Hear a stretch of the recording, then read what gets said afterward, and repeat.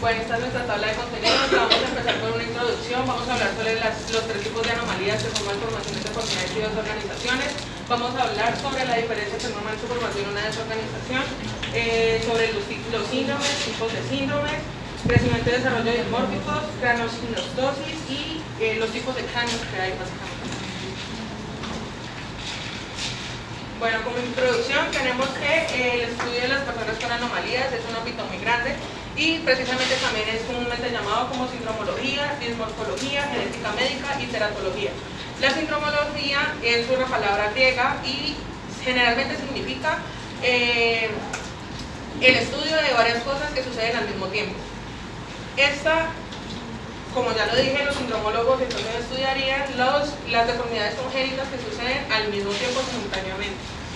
La dimorfología significa morfología anormal y lo que hacen los dimorfólogos es estudiar los defectos congénitos de una o dos formas, de dos personas. Y estos van muy de la mano con los genetistas, ya que estos estudian también las alteraciones genéticas que pueden haber en las personas. Entonces, pues básicamente van muy de la mano. Y la teratología también es una palabra griega que significa estudio de monstruos. Y muchas personas han entrado en controversia, ya que, pues, como ustedes saben, ellos estudian pues, básicamente las personas humanas. Pero para ellos estudiar las personas humanas generalmente tienen que hacer primero los estudios en animales, entonces por eso es como llamado así comúnmente, y de hecho hay muchos teratólogos que se quedan únicamente con el estudio de las anomalías en animales.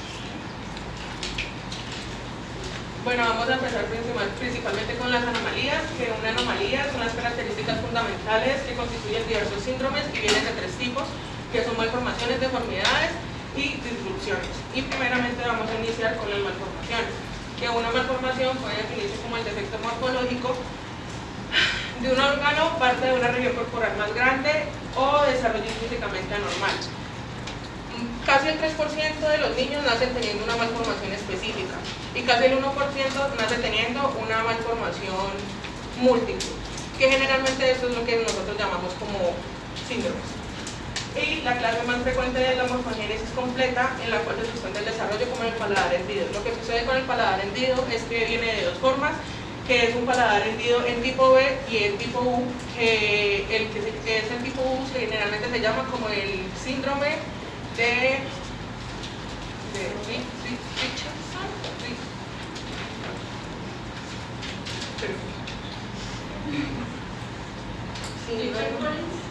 No, de Robin, el síndrome de Robin.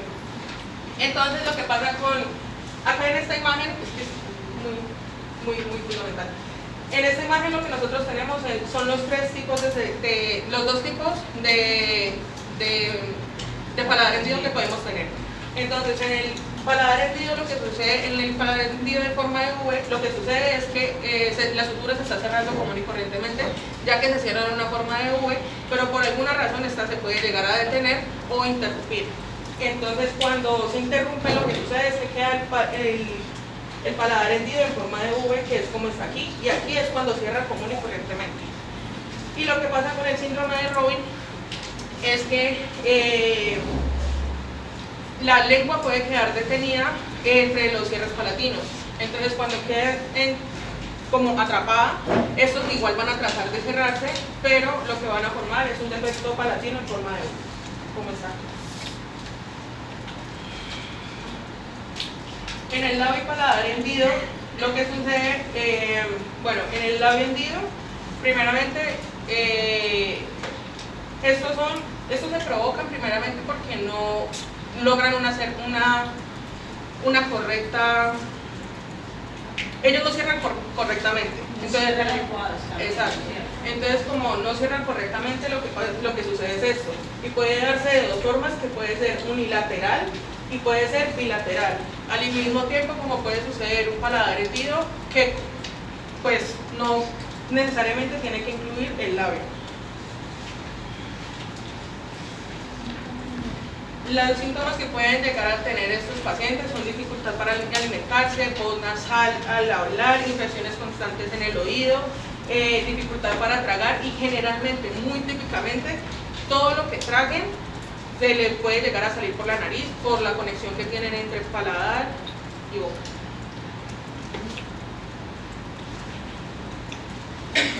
Bueno, yo les voy a explicar las deformidades. Las deformidades son alteraciones en la forma o postura de alguna parte del cuerpo. Estas son debido a fuerzas mecánicas externas y no son destructivas. ¿Qué quiere decir que no sean destructivas?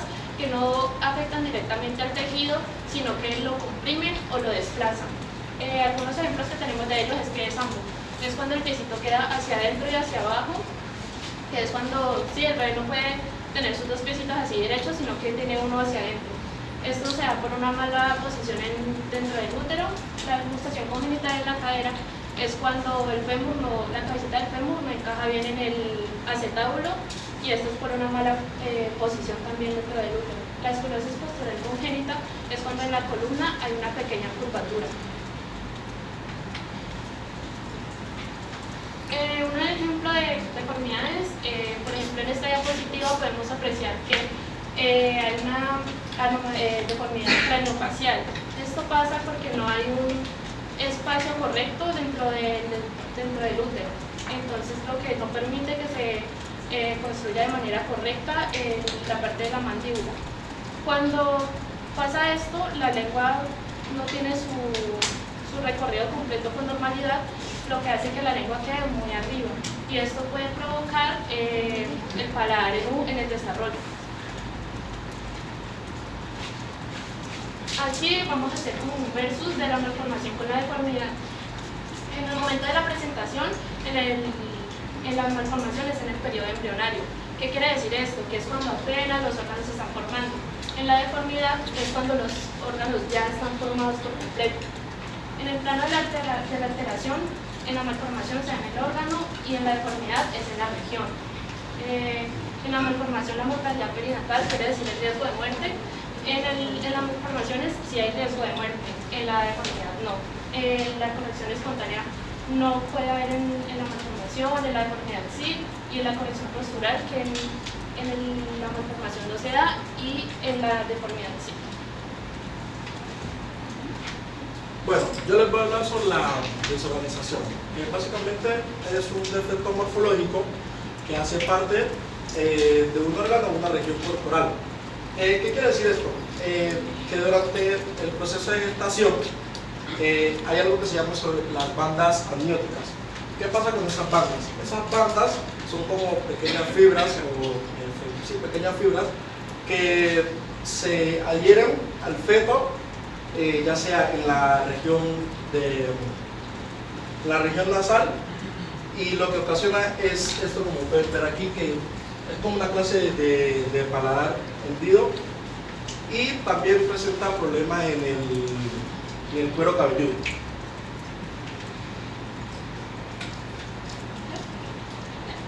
Bueno, a mí me corresponde explicarles cómo se sabe si la anomalía es una malformación o una desorganización. Previamente les voy a explicar esta frase que es: el trastorno parece una malformación, pero carece de sentido embrionario. ¿A qué quiere llegar eso? Cada que estamos hablando que un trastorno o hay algún tipo de alteración durante la formación del feto y no viene previamente desde la etapa 1 de la formación de este, automáticamente ya estamos hablando de una desorganización. Mas, sin embargo, les voy a explicar bien a qué quiero llegar con eso. Primeramente les voy a hablar de la malformación. La malformación es un defecto estructural que, como ya les había indicado, se da en la formación del feto desde las primeras semanas. En la vía intrauterina, que va a ser la formación base del bebé, el niño ya va a venir con algún tipo de malformación, deformidad o alteración en su morfología y su fisiología. La estructura nunca se va a ver correctamente desde la etapa 1, o sea, no va a haber ningún agente externo o algún agente secundario que pueda alterar eso. Por eso les voy a dar como un ejemplecito que puede ser el defecto cardíaco congénito. ¿Qué es el defecto cardíaco congénito? Es algún tipo de malformación en el corazón que va a generar una alteración en la forma de las válvulas, por ejemplo, en la forma del corazoncito e incluso el tamaño. Y vamos a ponerlo con una persona que está dentro de los parámetros de lo normal, tiene un corazón normal. No hay una razón externa, no hay una razón de ser que nos diga por qué esa persona viene con un corazón normal, sino que simplemente congénitamente se formó así el feto, está bien, está en buen estado. Lo mismo pasa con la malformación. El feto ya viene así desde un momento uno, desde un principio, entonces no hay ningún tipo de agente externo que haya generado esto. A esto se le conoce como una alteración primaria anormal. ¿Okay? Esta también se puede como asociar a algo recurrente, ya les explico por qué. Y la de acá es por algo esporádico, ya les explico. La desorganización. Si previamente les indico que la malformación viene por algo que es congénito desde la semana 1, desde el momento en que está el feto, la desorganización es previamente lo que pasa al transcurrir, un agente externo que va a afectar lo que viene a ser nuestro feto. No tiene nada que ver con la formación primaria, sino que es algo externo que va a afectarlo en una cierta etapa. ¿Okay? Por ejemplo, como había explicado mi compañero, lo de las bandas amnióticas es un ejemplo muy relacionado y es algo muy común, más sin embargo podemos encontrar otros. Tenemos los factores y pues qué los produce. Primeramente tenemos pues las bandas amnióticas, que esto viene, como ya le había explicado, son como pequeñas tiritas o fibras que se van a desprender del amnio. ¿Qué es el amnio? Es una membrana que va a recubrir a nuestro feto y lo va a como almacenar, o sea, este es quien lo va a recubrir. En este se puede generar compresión o constricción. ¿Qué es la compresión o qué es la constricción? Como su nombre lo indica, van a ser factores que van a generar que la movilidad del feto no pueda ser la correcta. Entonces va a mantener al feto como en un estado como subyugado, lo que no va a permitir que la movilidad de este sea amplia. Y luego tomamos una amputación. ¿Qué quiere decir la amputación? No es previamente que va a haber un agente externo y va a venir y lo va a mochar, no. Va a ser algo más radical y también va a ser relacionado a las bandas amnióticas. Como son pequeñas tiritas que se van a envolver en el feto, automáticamente sabemos que en una formación de algo que recién está en crecimiento, cualquier cosa puede alterarlo. Entonces estas al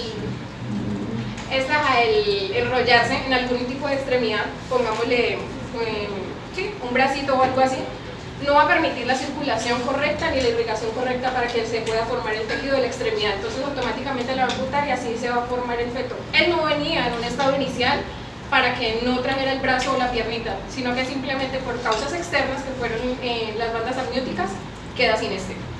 Luego tenemos la compresión intrauterina, es muy similar, más sin embargo pues es algo completamente diferente.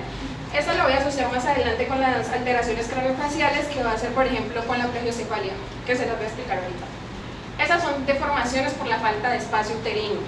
Va a pasar lo mismo. A causa de compresiones podemos ver que el feto va a tener malformaciones en sus extremidades como de achatamiento o incluso va a estar como más estrechas ciertas zonas, porque pues no tiene como la capacidad que debe tener un feto en su estado normal.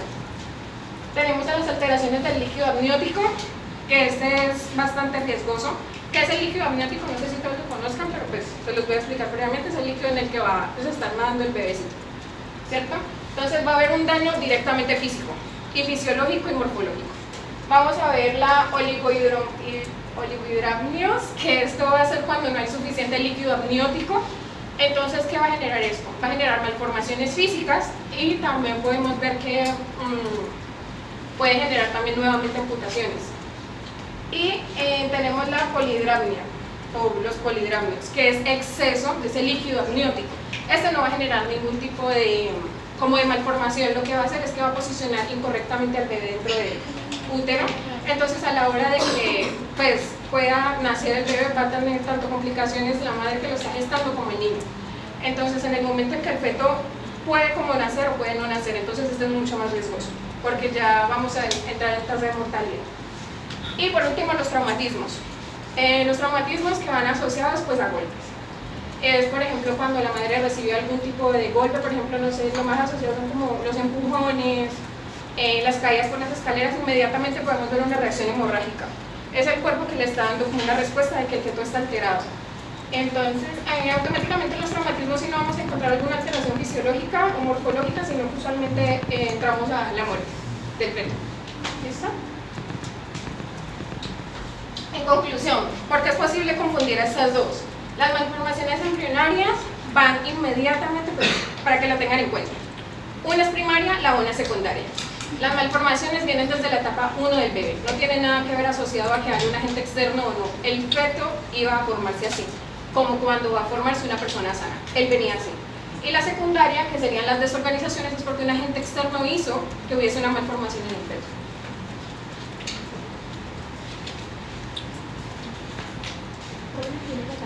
Bueno, es posible definir un síndrome, es como un grupo de malformaciones variadas o anomalías que van a estar en conjunto en un mismo individuo, considerándose usualmente como un tipo de patogenia.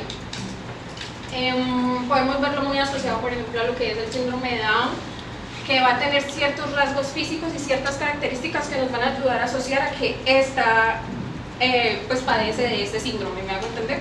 Son ciertos rasgos y ciertas características que nos van a indicar que el niño o la persona padece de esto sí o sí.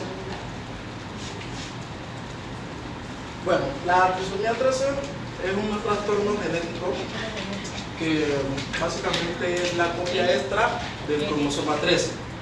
En varios casos puede ser un síndrome bastante complejo y es algo muy raro, ¿sí me entiende? No es muy común y sucede de 1 a 10.000 niños recién nacidos. Este síndrome tiene ciertos defectos y ciertas deformidades, ya sea como el paladar hendido o problemas en el cuero cabelludo. También provoca microcefalia, que básicamente es que la cabeza es pequeña, y también se puede observar que normalmente ciertas estructuras de la cabeza como que no se dividen perfectamente. Bueno, el síndrome de Apert es un síndrome y es una alteración que solamente afecta un único gen. Esta generalmente está causada porque las suturas craneales no se unen completamente y puede llegar a provocar pues, que físicamente el niño se llegue a ver un poco raro y también puede afectar, pues el niño puede llegar a tener afecciones pues, del corazón. Estas son unas de las imágenes que nos mostraba en el libro, donde decía que acá estaba el arco pues, del bebé como muy arqueado y los dedos generalmente se llegan a fusionar. También, pues lo pueden mirar por acá, y también las huellas dactilares se pueden llegar a fusionar. O sea, por lo general se fusiona o no están formadas. Exacto. ¿Cómo se llama eso? ¿Sabemos? Sí, entonces sindactilia. Muy bien, es sindactilia. Así se llama. ¿Lo La repito? ausencia de un dedo de la mano, sindactilia, por eso es sindactilia. Ausencia de un dedo de la mano, Ausencia de un dedo de la mano, o sindactilia. varios, ¿no? Sí, pueden llegar a ser varios. Es que que los niños generalmente pueden llegar a tener 2 dedos, 3 dedos, y es precisamente porque ellos llegan a fusionarse o porque simplemente no se formaron. Bueno, el síndrome de trisomía 21, como todos ya lo conocemos, venga, una pregunta. ¿Ustedes saben cuántos cromosomas tenemos? 23 pares, 46 cromosomas individuales, en donde 23 los da la madre y 23 los da el padre. Esto es muy importante para este tema. Bueno, la gravedad del síndrome de Down realmente varía mucho de un individuo a otro y generalmente tiene afectaciones del desarrollo durante toda la vida. ¿Por qué? Porque generalmente estos se retrasan. Ellos siempre van a tener como un retraso, tanto es dependiendo del síndrome de Down que tenga, pero generalmente puede llegar a tener un retraso tanto mental como físico. Y también pueden llegar a tener problemas cardíacos y del aparato digestivo durante todo el resto de su vida. Ya les voy a explicar bien cada uno de los síndromes.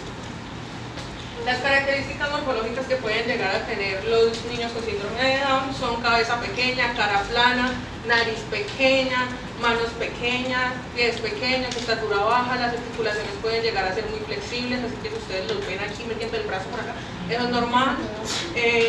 También pueden llegar a tener manchitas blancas en el iris del ojo, que esas se llaman manchas de Creutzfeldt. También pueden llegar a tener un cuello ancho pero pequeño.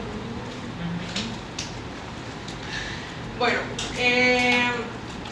como les dije, las células humanas generalmente nosotros tenemos 23 pares de cromosomas en el cuerpo y esto es muy importante para poder entender los tipos de síndrome de Down que hay, porque hay tres. Uno se llama trisomía 21, el otro es el síndrome de Down por mosaico y el otro es el síndrome de Down por translocación. El síndrome de Down el trisomía 21 generalmente pues es el más común, es el que mayormente da y se caracteriza porque tenemos un cromosoma además en el cromosoma 21 y esto está en todas las células del cuerpo, es decir que todas las células, por más que ustedes las miren, van a tener ese cromosoma adicional, todas, absolutamente todas. El síndrome de Down mosaico es muy parecido al síndrome de trisomía 21, pero lo que se diferencia con este es que este también tiene un cromosoma de más, pero solamente se encuentra en algunas células. No se encuentra en todas las células como el trisomía 21, sino que solamente se encuentra en algunas específicas. Y eso pues ya toca analizarlo muy bien con genética, claro. Y el síndrome de Down por translocación, que este es el único indiferente, porque este se caracteriza porque tiene los dos cromosomas 21 normales, pero lo que se diferencia es que tiene material genético del cromosoma 21 en otro cromosoma. Es decir, que este se traslocó, se unió a otro cromosoma. No sé si me entienden. ¿Sí? ¿Y el pasado qué era? Es el de mosaico, que este es muy parecido al de trisomía 21. La única diferencia entre esos dos es que el de trisomía 21, el cromosoma del cromosoma 21 además lo tiene en todas las células del cuerpo. En donde tú saques sangre y lo analices va a estar, siempre. Pero el de mosaico, lo que pasa es que el cromosoma además está en algunas células, no está en todas. O sea que tú lo puedes analizar, pero así como puede aparecer, puede que no aparezca. Y el de translocación, pues sí es el único y diferente, que se une, es como ella ser un cromosoma, yo soy el cromosoma 21, yo me pego a ella. ¿Sí me hago entender? Sí. Perfecto. Bueno, crecimiento y desarrollo dimórfico. El crecimiento, aquí el desarrollo o rasgo dimórfico se refieren a anomalías físicas en la forma, proporción o simetría de una estructura corporal, a menudo asociadas con condiciones genéticas, congénitas o a síndrome. Esto difiere de lo normalmente típico y abarca rasgos faciales, asimetrías o malformaciones físicas en específico.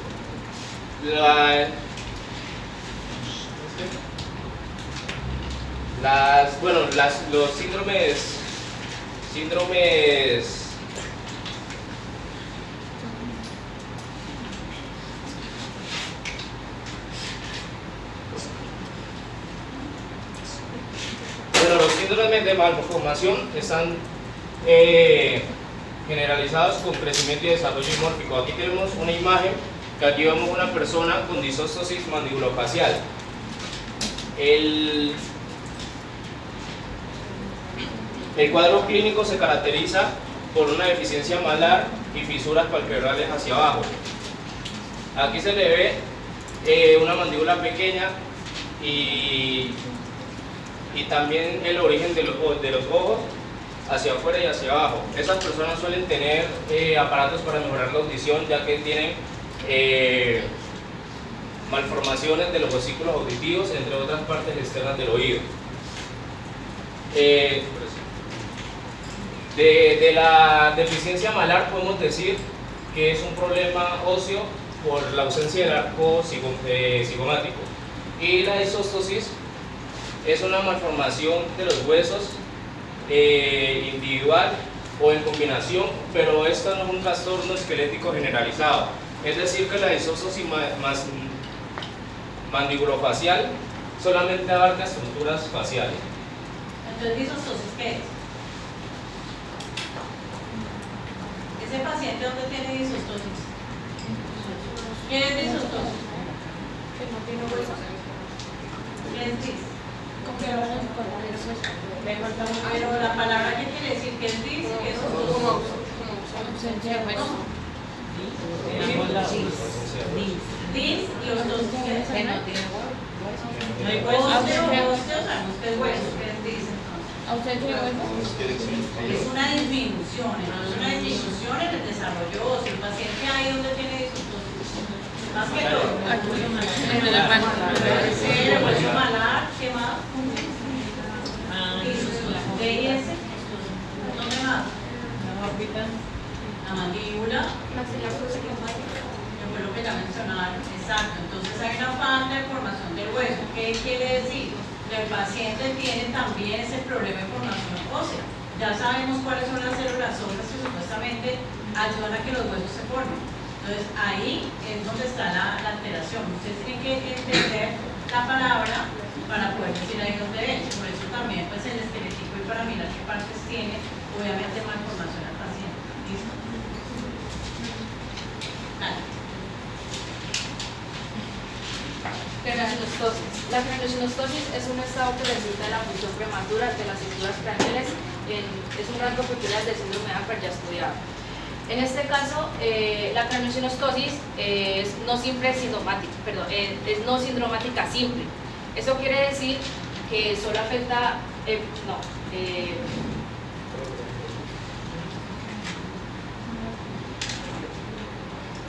quiere decir que es una condición aislada que compromete únicamente una estructura.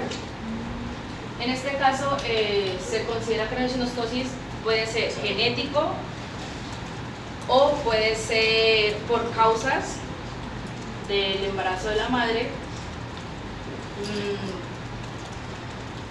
Tenemos cuatro suturas principales en este cierre, que está la coronal, la sagital, la lamoidea y la metópica. En este caso, los cierres de las suturas causa alguna presión en el cerebro y morfometano. Hace que el cerebro no se vea normalmente. En este caso tenemos asimetría facial, tenemos aplanamiento posterior del cráneo y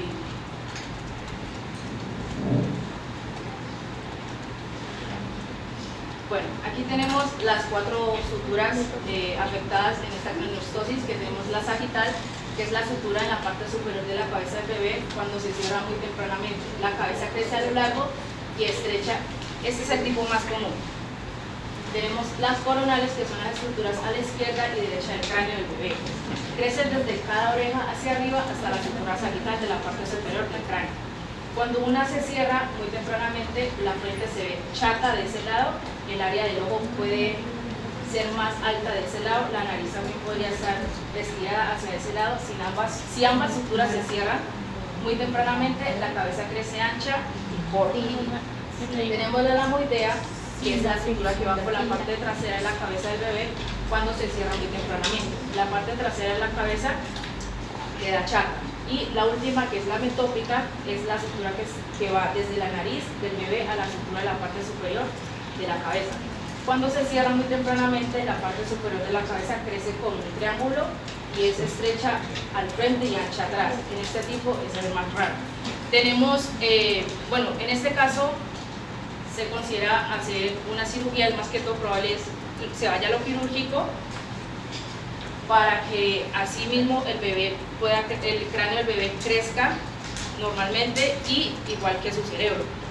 En una fusión leve se le puede mandar un casco al bebé para que el cerebro y el cráneo crezcan de la forma dentro del casco. Para un momentito yo pregunto por acá, ¿qué es craniosynostosis?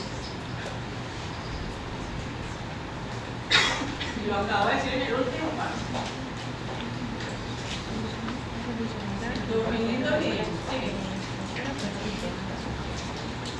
Aquí tenemos un cráneo a la afectación de las suturas, o sea, no tiene suturas cerradas. Aquí tenemos la sutura coronal cerrada, tenemos la sagital, la metópica y la lamordea. Es que lo que está pasando ahí, la nocerosis, ¿qué Es el cierre de las suturas. O sea, puede ser cierre prematuro. prematuro. Estamos de acuerdo que se van a cerrar en algún momento. Sí. Pero es un cierre prematuro de las suturas ¿de dónde? De Del la- cráneo, porque dice craniosynostosis, que ni siquiera leen. Están durmiendo ahí sentados. Puede que sea una o más o dos suturas. Aquí podemos observar, bueno, se me pasó. Para diagnosticar este caso, el doctor le manda una tomografía al paciente para confirmar el cierre de las suturas y también se le hace un examen físico. A veces es muy, los síntomas, obviamente pues se le observa la forma del cráneo y algunas veces le da irritabilidad y vómito al bebé. Es por la presión del cráneo, del cerebro, y pues le hace falta aire. Aquí podemos ver la sutura sagital, la tomografía antes y después, que es escafocefalia. Tenemos la metópica, que es bueno, esta es la que digo que es el cerebro largo y ancho, estrecho primero. Metópica, que es tricocefalia, que es la frente triangular. Tenemos la coronal, plagicocefalia anterior. Y tenemos la lamboidea, plagicocefalia posterior. En este lado podemos observar que aquí está aplanado y este es como más, como un ovoide, o sea, no tiene forma porque, bueno, sí, es fácil. Cuando ustedes están bebés y cuando uno va creciendo hasta que crece, realmente la sutura se madura, por decir algo.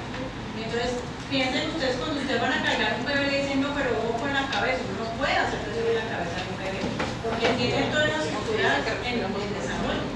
Entonces, ustedes hacen una fuerza, el bebé se cae, no lo quiera, pero eso es el bebé, porque son suturas que no están maduras. Profe, cuando dicen que uno no le puede poner un gorro, No es mentira.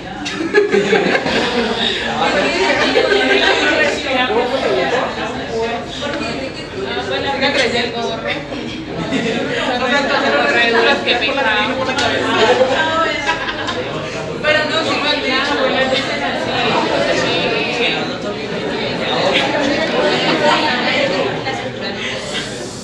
Bueno, sigamos, pero si uno porque puede usted realmente puede salir, bueno, va a respirar, ya se les puede ver un tiro para el frío, pero sí ojo con las fuerzas. Bueno, paréntesis. En este caso voy a hacer 3 preguntas y voy a rifar una salchipapa del bicho. El que quiera levanta la mano. ¿Qué tipo de sutura es? ¿Qué tipo de sutura es afectada en esta aprendiz? La cervical y la Voy a hacerle otras 2. Dije 3 preguntas. Dije 3. Quizá no aplicaría si lo hubiéramos ya atrás para adelante. Bueno, ¿cuáles son las suturas principales? ¿cuáles son qué? Las suturas principales. Cervical, la cervical y la lamboidea. No. ¿Cuáles son 4? coronal, sagital, lamboidea y metópica. Bueno, aquí, la misma pregunta. ¿Cuál es? ¿La metópica? ¿Cuál? el beneficio de la duda, el beneficio de la duda. Bueno, no, es que esa es... La que es angosta y alargado. La que el cerebro es alargado para angosta. ¿Cómo se llama? Es fácil, es una de las primeritas. Mira, la muchacha levantó la mano. Coronal, plagicocefalia anterior. Sí, pero tiene que contestarme las 3. Sí, ya hay una buena. Cambia otra. una pregunta. Dime 2 manifestaciones clínicas. Irritabilidad de vómito. Ok.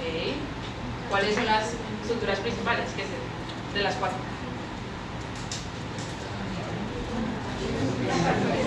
Una pregunta.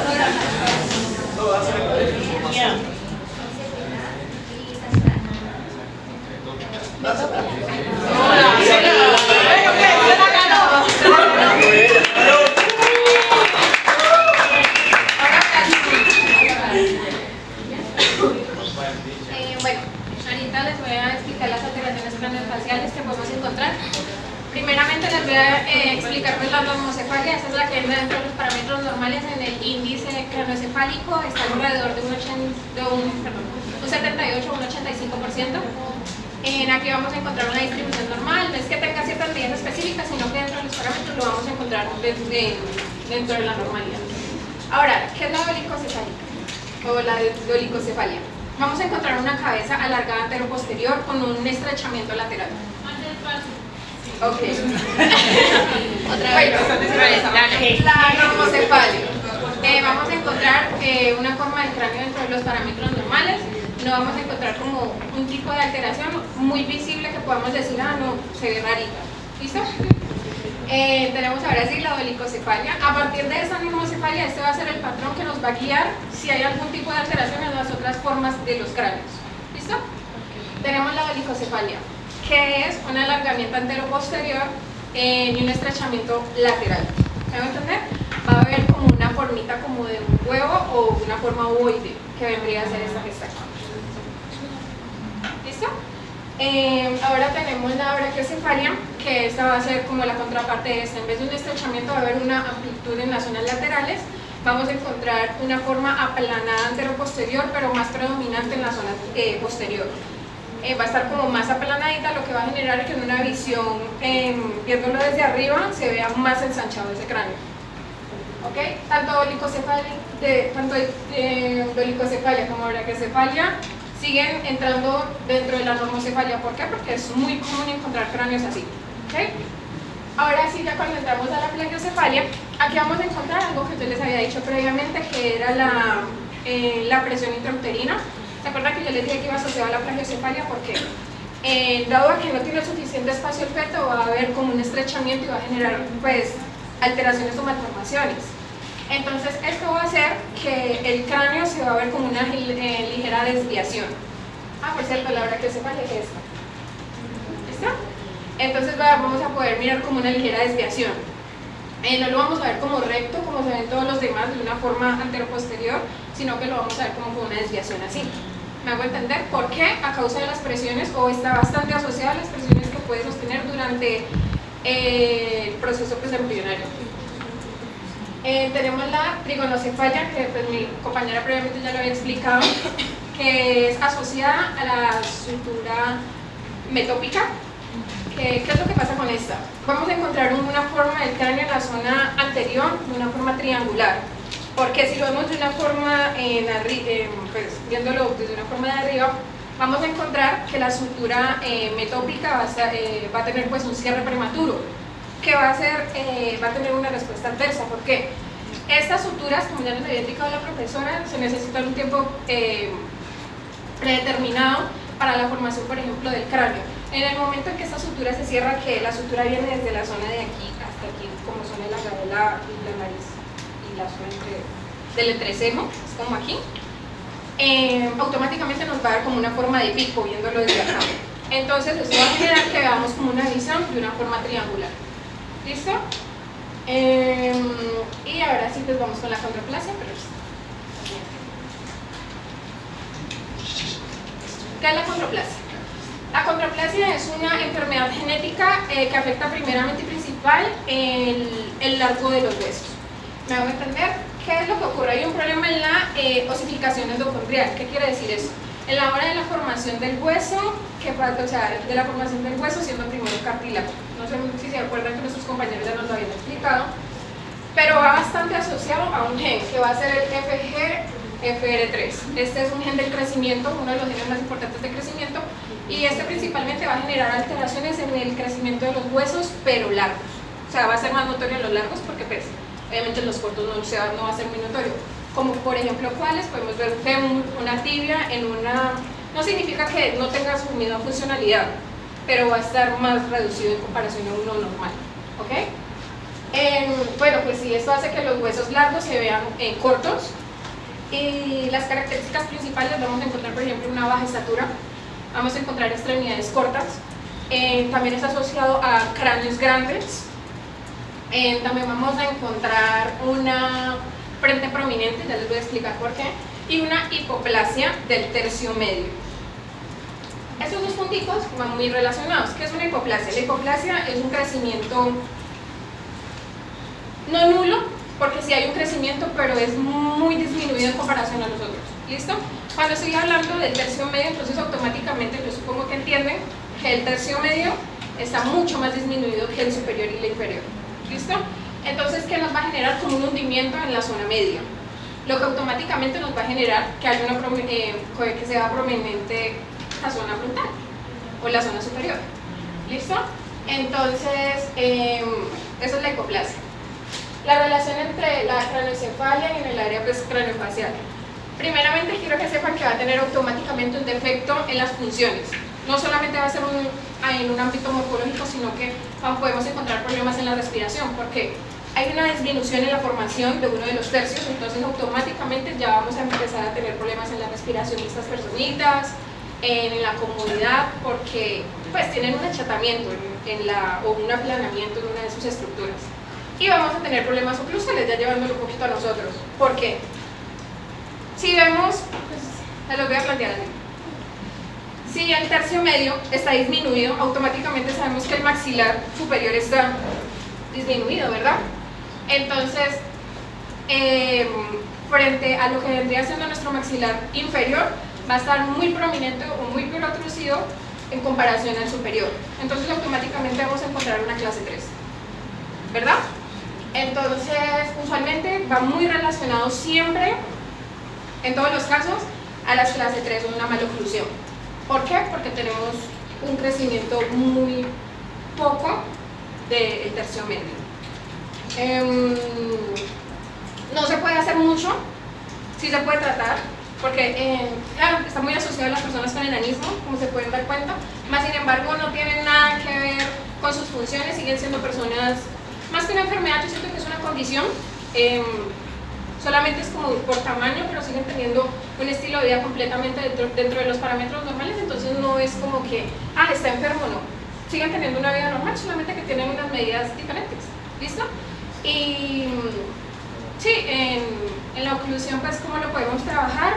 Como una persona normal, solamente que dado que es algo craneofacial, ya es algo morfológico de él que viene desde su nacimiento, ya sabemos que pues, no va a tener la misma respuesta que una persona pues, del común, pero sí se puede hacer algo, ¿listo?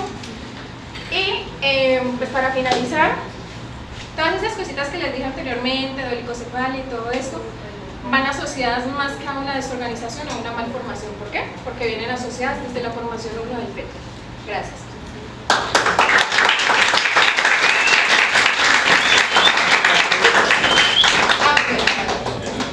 Gracias. Vamos a jugar 5